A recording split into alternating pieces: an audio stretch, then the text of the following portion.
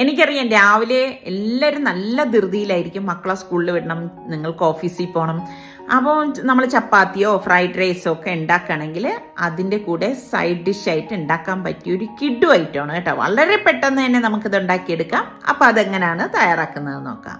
Detail recipe ഞാൻ description ബോക്സിൽ കൊടുത്തേക്കാം. കോളിഫ്ലവർ പൂക്കളായിട്ടൊന്ന് അടർത്തിയെടുത്ത ശേഷം നന്നായിട്ടൊന്ന് കഴുകിയിട്ട് ചൂടായ വെള്ളത്തിലേക്ക് ഇട്ട് 5 മിനിറ്റിന് ശേഷം ഡ്രെയിൻ ചെയ്ത ഒരു ബൗളിലേക്ക് മാറ്റിയിട്ട് കോൺഫ്ലവർ, മൈദാമാവ്, chilli powder, turmeric powder, parsley leaf, ഉപ്പ് ചേർത്തൊന്ന് മിക്സ് ചെയ്തെടുത്ത് ചൂടായ എണ്ണയിലേക്കിട്ട് 2 or 3 ബാച്ചായിട്ട് ഫ്രൈ ചെയ്തെടുക്കണം.